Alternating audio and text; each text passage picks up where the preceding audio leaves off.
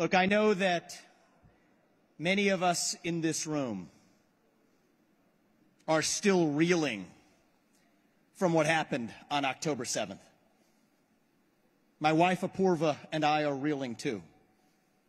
Two of our closest friends, Dana and Mark, were in Jerusalem for Sukkot.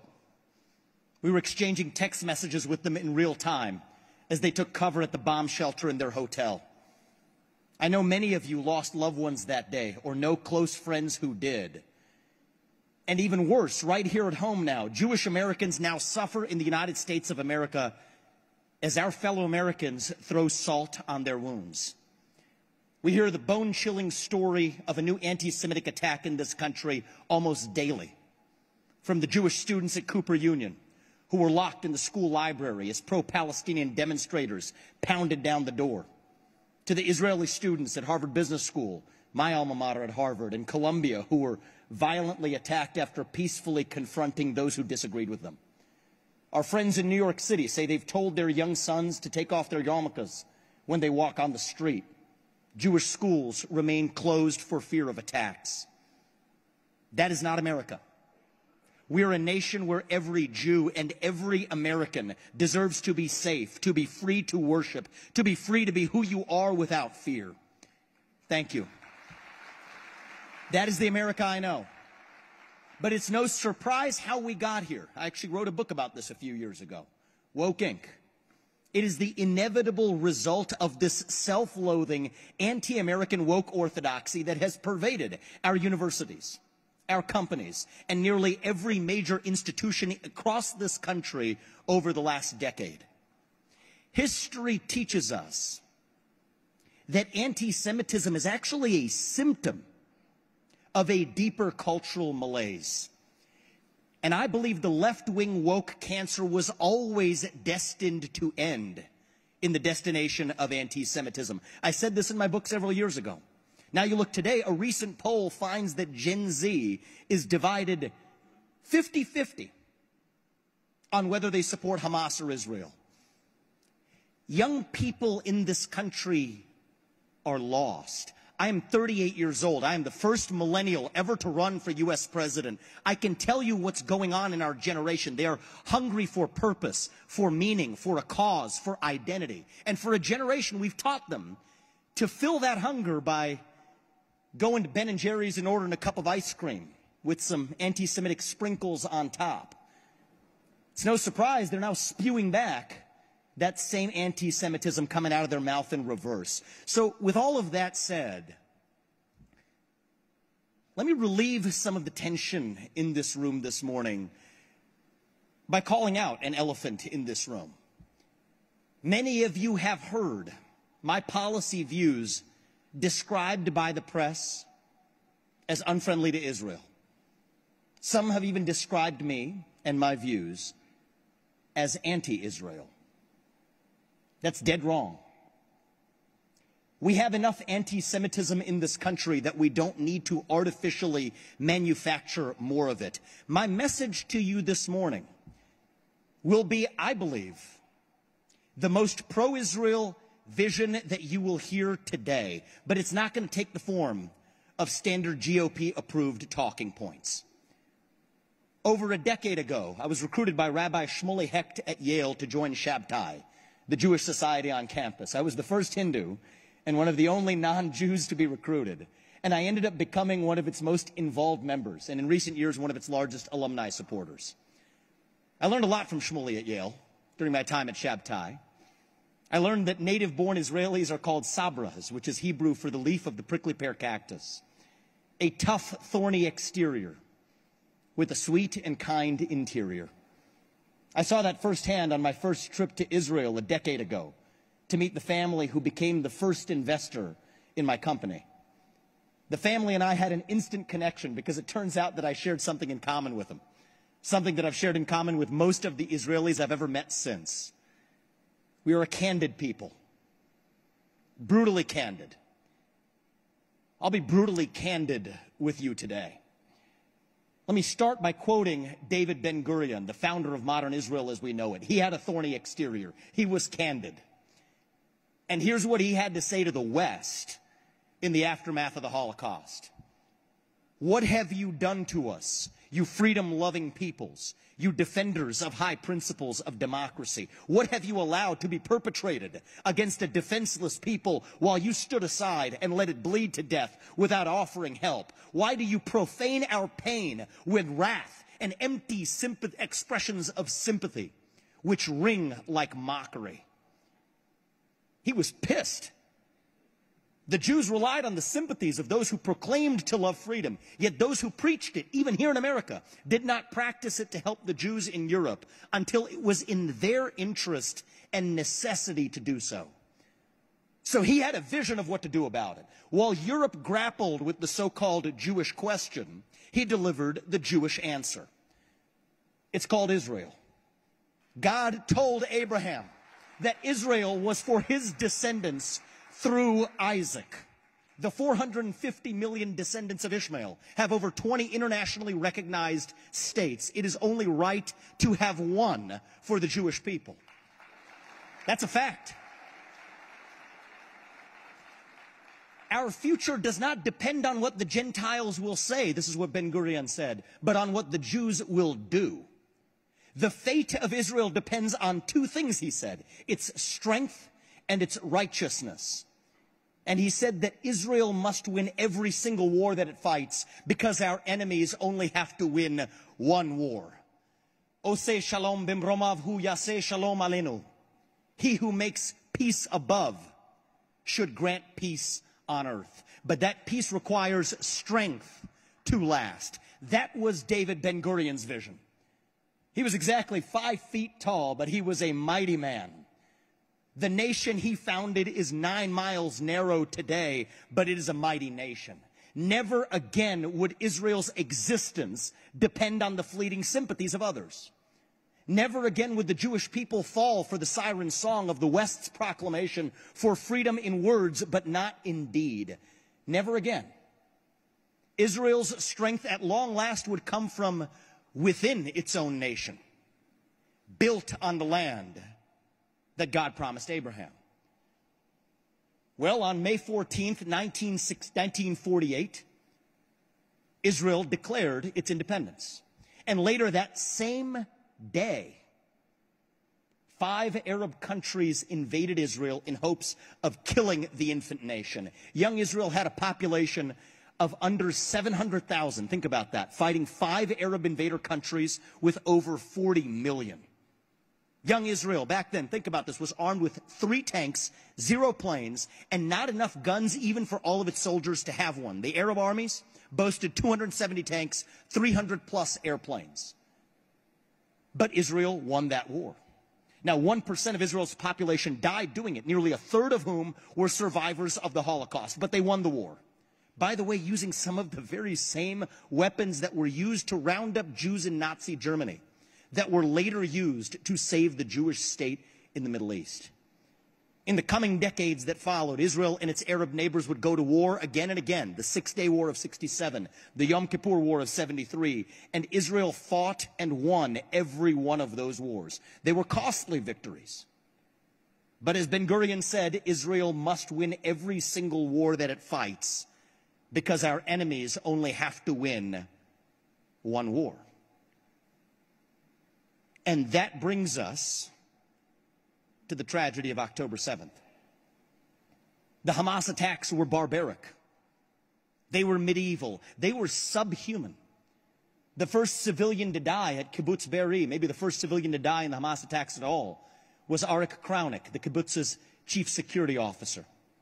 Armed with just a rifle and a pistol, he killed 7 Hamas attackers at the gate before more terrorists took him down. On that same kibbutz, Renat and Chen Evan took their family and jumped from their burning home. They landed in what they thought was safety, but the Hamas terrorists soon shot them. Renat, Chen, and their 2 oldest children shielded their 2 youngest children with their bodies. Only those 2 youngest children survived. In another kibbutz, a young mother named Adi Vital Kaplun had to make a terrible choice. Hamas terrorists were in her home. She knew it was too late for her.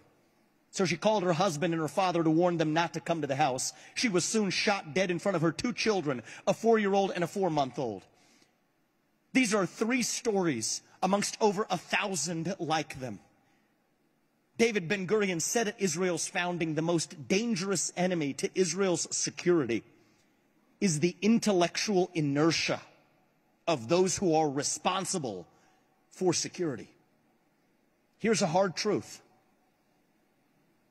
There's no doubt that there was some intellectual inertia within Israel's modern military and intelligence that allowed for a failure of those defenses that allowed October 7th to happen. And there is also a role for the U.S. to admit. The long-standing relationship and alliance between the U.S. and Israel is special. Decades, thank you, it is true. Goes to the heart of who we are as a people. Decades of intelligence sharing, shared democratic values, co-development of defense technologies, including the Iron Dome itself, which was helpful on that day. But whatever military aid the U.S. provided to Israel for the last 10 years did absolutely nothing to prevent that breach, which was the worst attack that Israel has faced in 50 years, possibly ever in its history. And I think it is at least reasonable to ask the question of whether the supposedly protective blanket that the U.S. provided may have in a small way contributed to the intellectual inertia of Israel's own defenses. That might be a question that David Ben-Gurion would ask if he were alive today. The U.S. and Israel, we share a vital interest in making sure that Iran never, ever acquires a nuclear weapon. And it is utter lunacy that the Biden administration made a $6 billion ransom payment to Iran, which not only calls for the death of Israel, but calls for death to America. Yet against that backdrop, here's the part you won't hear from others, but I'm here to speak hard truths. It is also sheer lunacy for the U.S. to have advanced discussions this summer about the transfer of nuclear technology to Iran's Sunni rival, Saudi Arabia, which, while more accommodating than Iran is, of course, towards the U.S. and Israel, absolutely should not become a nuclear power either. That's a fact. And here's a harder truth. We're seeing this by the day as the news comes out, but we have to confront the truth if we're going to find our way forward. There's almost no doubt that the October 7th attacks on Israel were, at least in some small way, in part the result of that disastrous maneuver by this Biden administration. That is a hard truth that we as Americans must confront, that some of our poor decisions may have played a role in catalyzing the October 7th attack on our most important Middle Eastern ally, even though that is not a particularly popular narrative in the media right now. These are all part of the backstory of how October 7th actually happened. We can't just spout the slogans that we're supposed to say in public. We have to confront the truth, not when it's easy, but when it is hard, when it is difficult, and in this case, when it is at times ugly. Which brings me to the truth of what to do about it. My view is that now is the moment for Israel to return to its founding premise. The Jewish state has an absolute right to exist. A divine gift, gifted to a divine nation, charged with a divine purpose. Israel has an absolute and unequivocal right and responsibility to defend itself to the fullest, applying the only language that its adversaries understand, the language of force. So what would David Ben-Gurion say today? He would say, don't depend on anybody else's fleeting sympathies or permission to do it. If Israel wants to destroy Hamas, Israel should go ahead and destroy Hamas. I'm just getting started. If Israel wants to destroy Hezbollah, Israel should go ahead and destroy Hezbollah. If Israel and Mossad want to pull off Munich 2.0 and take out every last leader of Hamas, wherever they may be hiding, from Doha to Dresden, host a red wedding at the Four Seasons in Qatar, the next time Haniyeh and Mashal show up, they should go ahead and do it. If Israel wants to, at long last, abandon the myth of a two-state solution, Israel should go ahead and abandon a two-state solution. the rest of the Arab world can absorb Palestinians just as the Jews absorbed their people out of 22 countries they were kicked out of since 1948. The Islamic world cannot continue to condone the slaughtering of Jews while continuing to disown the Palestinians. That is the hard truth, that neither member of either political party is willing to speak out loud to the Arab world. I will. But these are decisions for Israel to make, not America. I am not running for president of Israel. I am running for president of the United States. And just as it is time for Israel to return to its founding premise, it is time for us here in the U.S. to return to ours. George Washington, in his 1796 farewell speech, David Ben-Gurion is to Israel as George Washington is to this country. He reminded us that our job here is to be strong at home, to mind our own affairs, to avoid foreign military entanglements that do not relate directly to our homeland here in the United States of America. It's okay. I'm sharing my honest view, and we have to have open debate to find the path forward. I am a George Washington, America First conservative. And I believe the U.S.-Israel relationship is strongest when it is grounded in American self-interest, as I believe it is and will be strongest when it is, not in fleeting sympathy. That is better for America. That is better for Israel. And I will remind you that President Trump was wrongly criticized as anti-Semitic during his campaign and early on in his presidency, but went on to do more for Israel in a few short years than most presidents who have spouted off the right slogans. I don't spout slogans to you all either.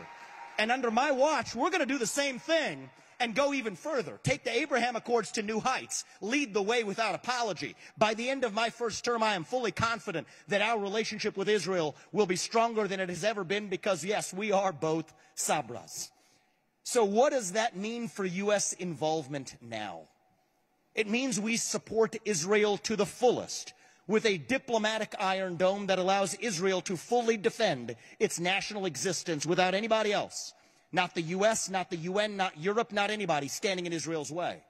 It means publicly condemning and rejecting the shameful comments of the UN Secretary General this week, who tried to justify the Hamas attack by creating a false equivalence between the attacks on Israel and the Palestinian peoples, that terrorist attacks on Israel versus their defense. Forget that. Tell the UN it means the U.S. should stop funding and, if necessary, altogether exiting these pathetic institutions like the UN that are hostile to our sovereignty of the U.S. and our allies. It means we share intelligence with Israel required to achieve its goals.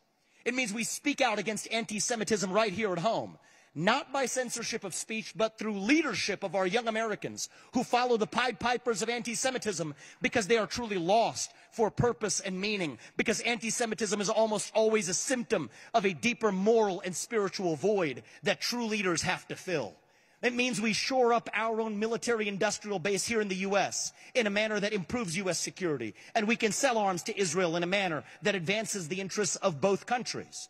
But from a U.S. standpoint, I worry that we muddy the waters and we hamstring both the U.S. and Israel if we engage militarily ourselves. I don't want to repeat the mistakes that we have made in the last 25 years, accumulating debt, thousands of innocent American lives lost in Middle Eastern wars that did not advance the U.S. interests in Iraq or Afghanistan. I don't think it's in Israel's interest for the U.S. to get involved militarily, and I don't think it's in the American interest either. From a U.S. standpoint, here's the right path forward. Get Americans out of harm's way.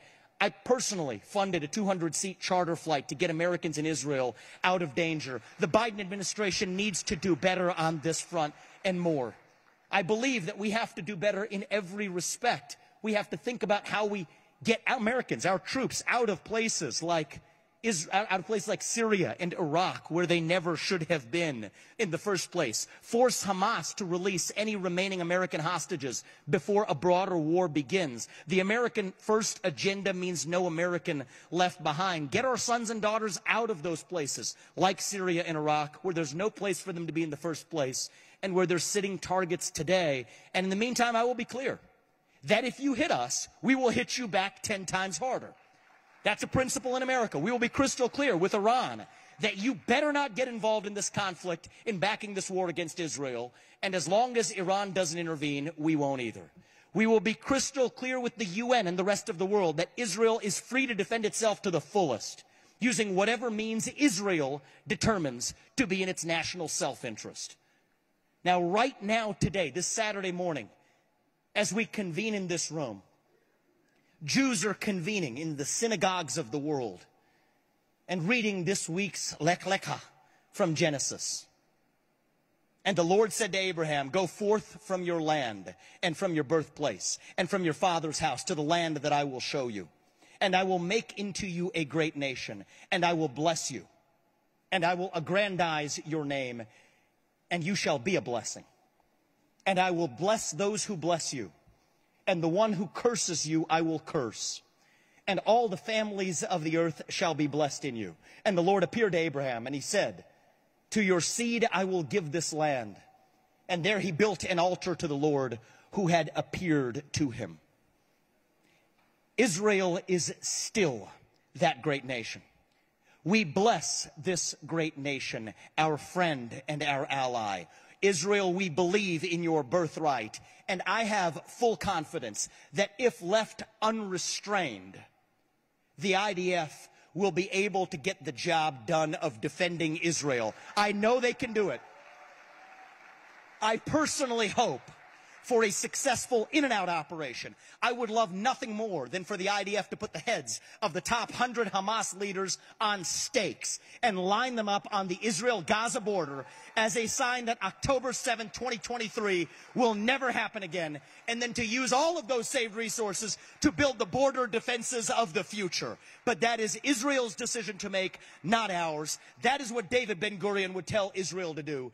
That is what George Washington would tell the United States to do. And I will close with the words that Menachem Begin spoke to Joe Biden in 1982. I am not a Jew with trembling knees. I am a proud Jew with 3,700 years of civilized history. Nobody came to our aid when we were dying in the gas chambers and ovens. Nobody came to our aid when we were striving to create our country. We paid for it. We fought for it. We died for it. We will stand by our principles. We will defend them. And when necessary, we will die for them again. Israel, we are with you. We are praying for you. We have real work to do here in the meantime. We will make sure those students at Cooper Union don't have to hide in a locked library for fear of violence. That the Jewish day schools don't have to stay closed for fear of attacks. That young boys in New York City will no longer have to take off their yarmulkes when they walk on the streets, but that they can be proud of who they are and achieve their dreams without fear. Internationally, we will make sure that nobody stands in Israel's way as you defend your land to the fullest. But now it's up to you to do what you have always done. Go win this war and protect your homeland without asking anybody for permission or anybody for forgiveness. And go make David Ben-Gurion proud. Thank you all. May God bless you. God bless Israel. And God bless our United States of America. Thank you.